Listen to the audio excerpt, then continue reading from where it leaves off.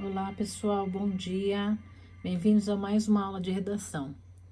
Hoje nós vamos fazer a correção dos exercícios passados ontem na outra videoaula, ok?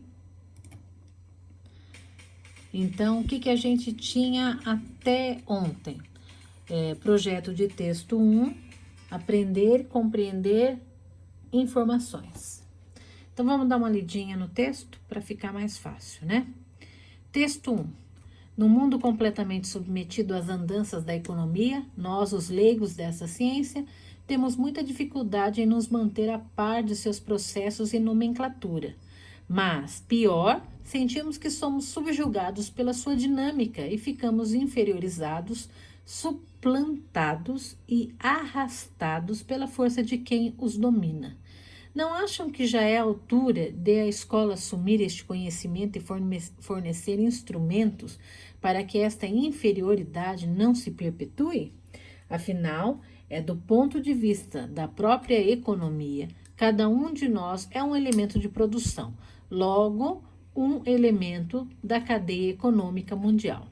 Mara Luchetti, jornalista e escritora brasileira da área econômica, foi sensível a essa questão e, se assim o pensou, melhor o fez. Criou a Bicholândia, recheada de habitantes com um bom punhado de profissões e diferentes contribuições para a dinâmica econômica da comunidade. Há a formiga Emília, empresária, a cigarra Nara, cantora, a Joaninha Ninha, assalariada, o Tatu Arthur, banqueiro, entre outros, como a galinha Binha, industrial. Vamos lá. Então, esse é o texto 1, né? Agora eu preciso colocar a apreensão, o que é que eu entendi deste texto. Vamos lá? Primeira coisa que a gente observa, que primeiro, segundo a autora, cada um de nós é um elemento da cadeia econômica mundial. Os leigos em economia estariam alienados dessa condição, favorecendo o controle de quem domina a sua dinâmica. É aquilo que eu já tinha comentado na aula de ontem, né? Quanto menos pessoas conhecerem, mais elas vão ser dominadas pelos outros. Outra informação importante: conforme o texto, a economia submete, subjuga e inferioriza os leigos em suas engrenagens, razão pela qual o conhecimento pode ser fator de libertação e controle. Aí, por exemplo, eu vou fazer uma abertura aí de um aspas aí, para a gente perceber como é que funciona. Por exemplo, vocês já ouviram falar da liberação do FGTS que o governo fez? Já o outro governo também já vinha feito em anos anteriores? Mas o que vocês acham? Tem gente que pensa que é só bondade do governo. O governo é bom, né? Tá liberando o FGTS. Porque o FGTS é uma coisa que a gente não pode ter assim com toda a facilidade do mundo, né? Porque o FGTS, aí mais uma vez, as questões econômicas a gente tem que conhecer, né? Então, a questão da lei do trabalho, você só vai ter o FGTS, que é o dinheiro que as empresas que você trabalha, elas depositam, né? Numa conta para você, só que você não pode mexer nele, a não ser que você seja mandado embora, sem justa causa, né? E que você se aposente, aí você pode pegar todo esse dinheiro. Então, não é um dinheiro que está sempre disponível. Existe também uma linha de crédito para compra de casa com o dinheiro do FGTS também. E aí, diferente de todas essas linhas que a gente já conhece, de ser mandado embora, aposentar ou comprar uma casa, o governo também abriu algumas exceções e liberou o saque, né? Liberou o saque. Então, por exemplo, no ano passado, 2017, todo mundo que tinha dinheiro no FGTS, numa conta da Caixa Econômica, né? E se esse dinheiro estava parado, esquecido lá, você não foi mandado embora, você pediu a conta, então aquele dinheiro ficou lá guardado, não pôde ser passado para você, todo esse dinheiro foi juntado e dado a você assim, de mão beijada, né? Agora, por exemplo, o governo tem esse esquema também de poder sacar no mês do aniversário aí um valor ínfimo, pequeno, mas tem também. Mas tem gente que só saca e gasta o dinheiro e não sabe o porquê que o governo realiza essa operação, né? Essa é uma operação do governo para quê? Para aumentar o PIB, né? Por quê? Porque é a questão do consumo, né? Eu preciso gerar, eu tenho que fazer a economia movimentar. Como é que eu movimento a economia? Liberando esse FGTS, que não é um dinheiro que ele está programado para gastar, não está colocado para uma ordem de pagamento de conta, né? Que você tenha lá suas dívidas mensais. Então, você pode sair gastando com outra coisa. A ideia é essa. E aí, nisso, o que ele faz? Ele faz girar a economia. Para ele, isso é muito importante. Para os leigos, eu tô feliz com o FGTS na mão. Vocês entenderam a diferença? Então, aí é a questão do leigo que não entende do assunto, né? Mas eu também não sou nenhuma especialista também. Bom, aí a outra apreensão de sentido que nós fazemos nesse texto 1 é sobre a Maria Luquete, né? Ela é uma jornalista que resolveu fazer um livro de educação infantil, né? Que serve para usar na escola ou na família, para mostrar uma compreensão da dinâmica econômica, né? Então, também é uma coisa que a gente precisa prestar atenção que teve no texto. Aí agora começa a compreensão. O que é que a gente consegue compreender agora no geral, né? Então, esse texto ele foi retirado de um blog, é uma ferramenta virtual muito eficiente para a transmissão de informações e conhecimentos, né? Dispensando a intervenção da escola no assunto. Olha que interessante. Eu estou falando sobre a questão econômica que deveria ser colocada dentro da escola, mas eu estou vendo isso num blog e não na escola, tá? Olha a compreensão de mundo, ok? A escola é a tradicional instituição de transmissão de conhecimento. Logo, deve fornecer instrumentos para o domínio do conhecimento econômico. Agora, eu pergunto para vocês, a professora, a tia, lá do 2º ano, do 3º ano, ela vai poder fazer esse ensinamento? Porque será que ela também não é leiga no assunto, como a maioria da população é? É dever das famílias educar os filhos para as finanças, inclusive para evitar futuros problemas como sérios endividamentos.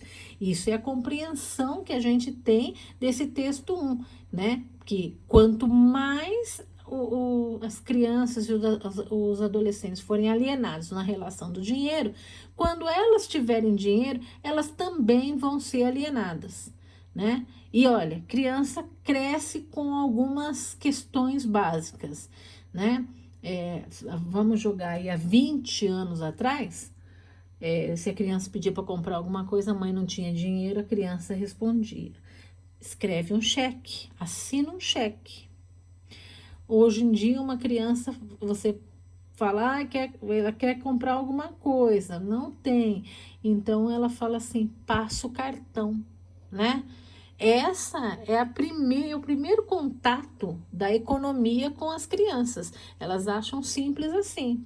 Ou se não, que nem a minha filha já falou uma vez para mim, vai no banco. Pega o dinheiro lá no banco. Por quê? Porque vê a gente ir ao banco e sacar o dinheiro, né? Ou, de repente, dizer que não tem dinheiro, mas passou o cartão, né? Então, o que a gente está criando nesse momento? Os futuros consumistas aí, que também não vão entender exatamente como funciona. Não é tão simples ir ao banco e tirar o dinheiro, porque se eu não depositar, eu não vou ter para retirar, né? Não é tão simples passar o cartão assim, né? Se eu não tiver crédito, eu não vou poder passar, certo? Então, são coisas que, aos poucos, isso realmente é dever da família ir explicando, né? Mas muitas crianças e adolescentes crescem no meio do milagre econômico. Não sei como que dá jeito, mas dá jeito e se arruma dinheiro. Então, ela não sabe do sacrifício que é, né? Então, a necessidade de conhecer o mecanismo econômico é importante nesse sentido mesmo. Texto 2. Cerca de 1/4 dos projetos de lei na área da educação que tramitam no Congresso atualmente propõe a criação de novas disciplinas ou mudanças no conteúdo currículo escolar. Um desses projetos visa criar a disciplina de educação financeira para os currículos de 6º ao 9º ano do ensino fundamental e do ensino médio. De acordo com Dermeval Saviani, professor da Unicamp, as medidas que criam disciplinas e conteúdos pelos parlamentares são exóticas e não poderiam ser definidas nesse nível. É no âmbito das escolas que as normas gerais fixadas pelo Congresso Nacional, pelas assembleias e pelos conselhos devem ser traduzidas na sua composição curricular, explica. Para ele, essas leis aparecem como distorções, porque vão na contramão da educação na forma de um sistema articulado. Vamos primeiro, então, à apreensão.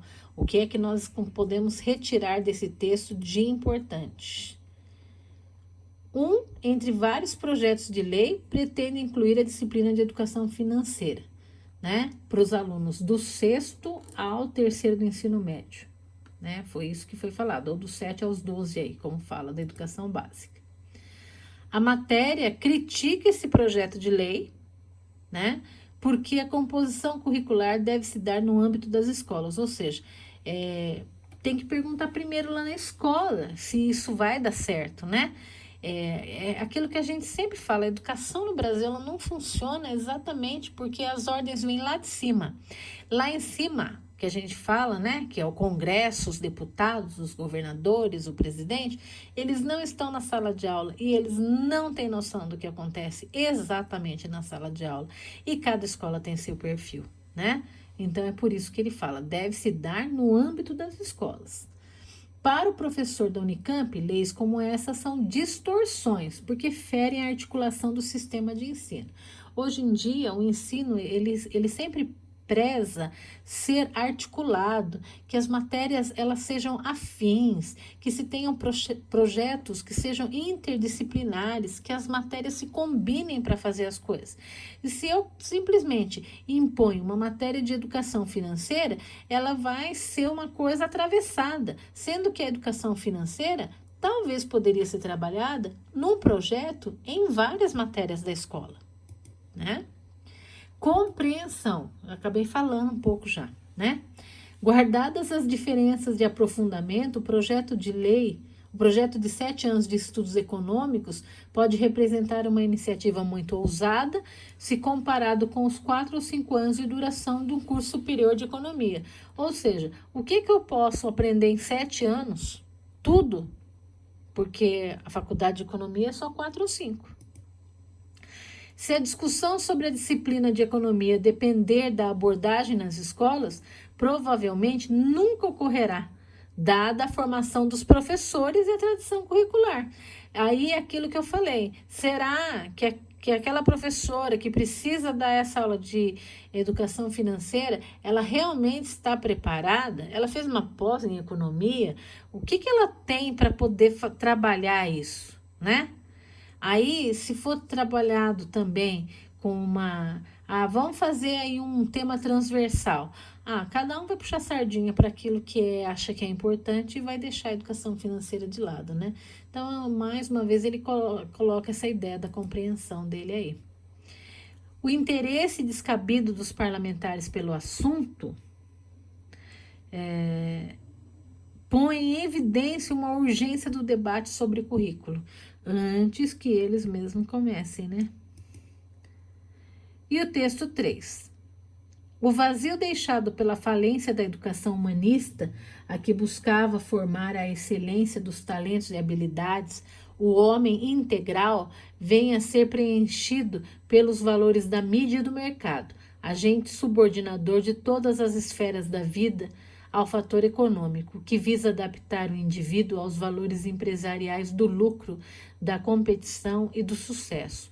Na perspectiva humanista, as disciplinas são formadoras, mas na cultura da mídia e do mercado, elas têm que ser performáticas, isto é, instrumentalizadas, já que estão a serviço de fatores alheios ao verdadeiro sentido de educar e preparar alguém para a vida.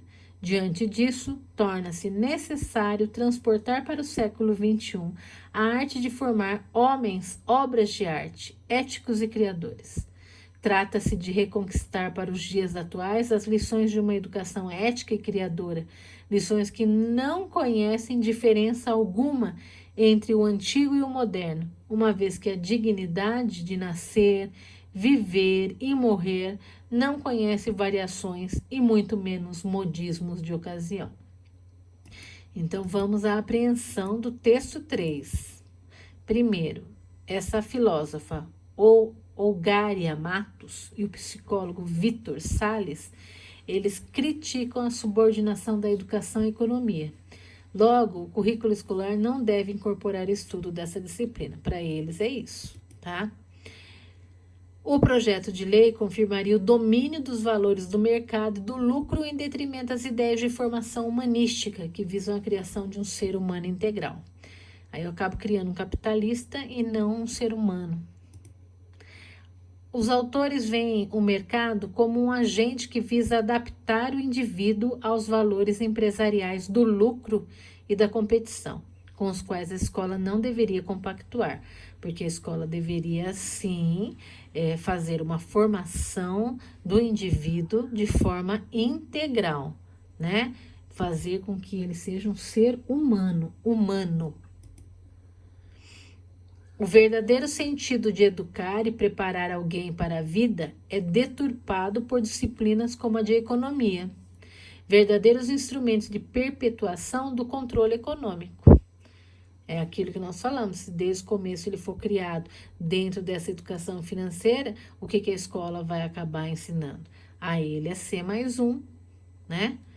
Nesse mundo capitalista.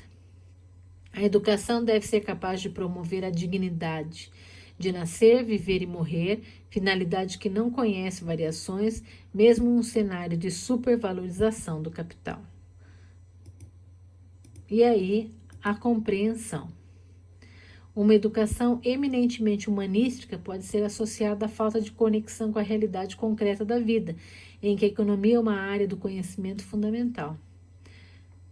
Essa questão aqui ela é muito complicada e eu acho que todas as coisas no mundo hoje em dia giram em torno disso, pessoal. Pensa bem, né? Se você formar um ser totalmente humano, mas sem esse lado da economia é complicado, porque a vida real, concreta, ela precisa da economia. A educação humanística, cuja finalidade maior seria preparar alguém para a vida, deveria incorporar o estudo das disciplinas que integram a vida moderna, como tecnologia e economia, por exemplo. Por isso que eu estou falando, né? Não dá para ficar sem. Se é verdade que a finalidade maior da educação é dirigir-se para a dignidade de nascer, viver e morrer, a economia subjuga os indivíduos, então é imperativo que ela seja uma disciplina escolar capaz de garantir a preservação dessa dignidade humana por meio do conhecimento. A escola brasileira é tradicionalista e refrata modernizações como a criação da disciplina de economia no ensino básico. Inovações assim poderiam contribuir para o desenvolvimento individual e coletivo do país, em meio a um mundo em contínua renovação. Eu acho que tem que unir um e o outro aqui, né? O que ele está colocando de compreensão desse último texto é bem claro nesse sentido. Agora, parte 2, projeto de texto 2. Selecionar, relacionar e organizar informações. A segunda etapa.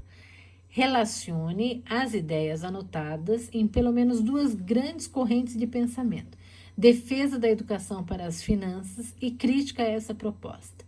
Selecione as melhores ideias, estabeleça conexões entre elas e explique mais do que julgar necessário. Então, vamos começar com a defesa da educação para as finanças. No mundo em que os conhecimentos e valores relacionados à economia são determinantes, o cidadão sem contato com eles está ainda mais submetido ao seu domínio. É a tal da alienação. Por isso, o motivo para se fazer educação de finanças para o aluno. As chances de crescimento financeiro e profissional do estudante aumentam se ele conhece as engrenagens do mercado financeiro, essa grande abstração que permeia todo o mercado de trabalho. A educação para as finanças tem a finalidade maior de de tornar as pessoas mais conscientes e responsáveis no que diz respeito às suas finanças pessoais, o que tem consequências enormes em todos os outros campos da vida. Segundo essa lógica, seria possível dizer que a formação econômica é de responsabilidade da escola, da família ou de ambas, pois são as grandes instâncias da educação dos jovens. Então, olha, esses são os argumentos, né, que foram criados a partir daqueles projetos que a gente fez no texto 1, 2 e 3. No caso da escola, pode-se comentar a criação de uma disciplina especial sobre o tema, ajustando o currículo ao mundo contemporâneo, suas necessidades e possibilidades, o que poderia ser visto como princípio de uma educação menos academicista e mais significativa para o indivíduo. Isso daí que foi colocado aqui, eu vou abrir de novo um parênteses para falar sobre a escola pública noturna.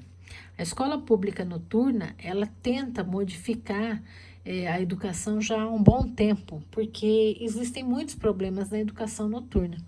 E uma das ideias que eles tiveram, já isso aí é desde do governo Pimentel no estado de Minas Gerais, foi criar não uma disciplina, mas um tema de trabalho transversal, né, para se trabalhar alguma atividade que pudesse estar dentro do mundo contemporâneo. Então, eles tiveram uma matéria que chamava Diversidade, Inclusão e Mundo do Trabalho. Agora, o Zema, ele mudou isso para projeto de vida. Bom, mas eles são mais ou menos a mesma coisa. Eles buscam o interesse do aluno, né? Buscando aí ser mais significativo para o aluno, e ele monta um projeto em cima disso. Então, por exemplo, a gente já teve trabalho que eles montaram uma empresa de salgadinho, uma empresa de bolo, de cupcake, empresa de skate, de fazer uma madeira lá do skate lá. Quer dizer, várias. Teve de jogos, eles montaram até, na época que nem existia muito ainda, aquele óculos virtual para jogos, né? Então, eles também montaram. Então, assim, isso fez com que eles tinham que levantar, por exemplo, o capital que eles iam precisar para a montagem da empresa. Então, eles tinham que pesquisar verdadeiramente quanto de dinheiro eles precisavam ter, que fontes eles podiam ter, por exemplo, para investir. Eu vou conseguir empréstimo? Como é que funciona o empréstimo por uma empresa? Né? Eles foram descobrir o que é um CNPJ, eles foram atrás, né, de maquinário para saber como funciona, eles foram estudar a capacidade que eles teriam de contratação, né, como que eles iam pagar, bom, e no geral, tudo. Os trabalhos ficam maravilhosos. Por quê? Porque isso é significativo e menos academicista. Academicista é ficar muito só na matéria, né? Só em cima da matéria mesmo. E quando a gente faz esse tipo de projeto, a gente acaba deixando para eles a educação mais significativa.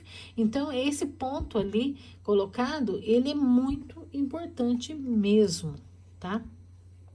No caso da família, a importância do exemplo dos pais, com práticas e orientações importantes para a vida particular futura.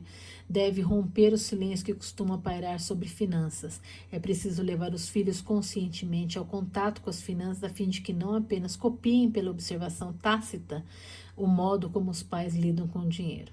Então, é aquela questão, não é passar o cartão, precisa saber o que vem por trás disso. Não é buscar o dinheiro no banco, vai buscar o dinheiro no banco. Não é só isso. O que é que está por trás disso também, né? É a questão de, vou te dar uma mesada. O que é que você vai fazer com a mesada? O que é que você vai fazer com a sua economia? Né? É trabalhar tudo isso, né? E não simplesmente copiar o modo de vida dos pais. Repertório e atualidades. Aqui é como eu falei para vocês, eu não vou poder dar uma resposta, porque aí cada aluno deve avaliar o que é que você conhece sobre o assunto, verificar essa relevância que tem para o tema e colocar se achar importante. E aqui no repertório de pensadores a mesma coisa, tá? É pessoal, você que vai buscar os seus conhecimentos, vai ver as autoridades, os pensadores que tenham falado algo sobre o assunto que você pode colocar aqui nesse contexto, ok? Agora, a crítica a uma educação para as finanças. Embora sedutora, é problemática a possibilidade da educação financeira promover a adaptação do indivíduo à economia. Em vez de liberdade, escolas e famílias podem criar pessoas passivas diante da opressão que o capitalismo exerce sobre os indivíduos. Tipo, aí a pessoa fica com tanto medo, ela vai investir só numa coisa que ela achar que deve, é só poupança, porque eu tenho medo. Né? E a gente pode acabar criando, sim, uma pessoa problemática nesse sentido. O texto 3 segue uma leitura de que os valores instrumentais da economia moderna teriam tomado todo o lugar dos valores humanistas relacionados à autonomia dos indivíduos, sufocando preocupações éticas, estéticas e relativas à liberdade. A instrumentação para o trabalho não pode reduzir o potencial criativo da educação humanística. Aqui entra aquela questão que eu já tinha falado, não sei se vocês se lembram, mas quando a gente começou a falar do coronavírus, eu falei que a gente devia ser radical. E a primeira coisa que devia ter sido feita assim que chegou aquele italiano no Brasil é: fechem as fronteiras, fecha os aeroportos, né? E aí, logicamente, que a classe empresarial ia gritar, ia berrar. Começando pela aviação, depois pelas empresas de turismo, né? E depois aos grandes negócios das empresas que viajam o tempo inteiro para lá e para cá, né? Por que que ninguém foi radical e não fez isso? Por quê? Né? Porque exatamente nós estamos numa sociedade capitalista preocupada primeiro na questão econômica. E a gente está vendo que, infelizmente, mesmo eles não tendo feito isso, né, aí as coisas estão indo, né, da maneira que estão. Nós estamos em videoaula, por quê? Né? Então, veja aí que é bem essa verdade. Então, a gente tem dois tipos de valores no mundo. O humano é esse que está falando agora para todo mundo. Fica em casa, não sai, né? Vamos cuidar do próximo, né? E o capitalista é aquele que está lá nos noticiários de TV, trabalhando nas ruas e falando: se eu não trabalhar, eu vou morrer de fome. Como é que eu vou ficar sem dinheiro, né? Essa é bem a questão. Nós temos os dois lados. Quando a gente quer criar um bom cidadão, a gente tem que dar os dois lados para o cidadão repensar, né? Seguindo essa linha de raciocínio, tanto a escola quanto a família até poderiam trabalhar com conhecimentos da economia, mas deveriam fazê-lo criticamente, sem deixar de lado preocupações humanas essenciais que têm o potencial emancipatório. Aqui resume essa discussão que nós estamos tendo aqui agora.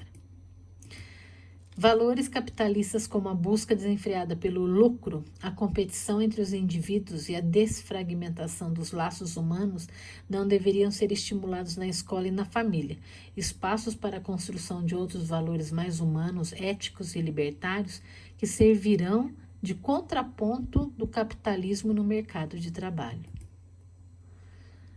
O repertório atualidades, a mesma coisa que eu falei, é pessoal. E o repertório de pensadores, aqui tem um exemplo, tá? O filósofo alemão Jürgen Habermas vê no sufocamento das questões éticas pelos valores de mercado uma colonização pelo sistema econômico dos espaços reservados ao diálogo, não por meio de imposição pela força, mas sim de instituições sociais como a mídia e a escola, né? Então, ele também não vê isso com bons olhos, né? Ele vê um sufocamento das questões éticas, né? Por causa que tudo isso já está na mídia, vai estar na escola também.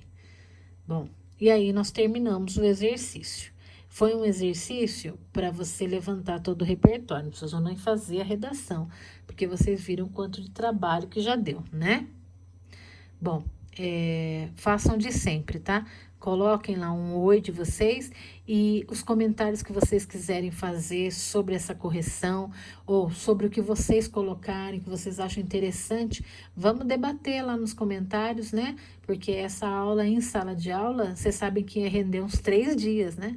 Porque a gente ia acabar discutindo muito sobre o assunto. Então, vamos aproveitar para fazer isso nos comentários, tá bom?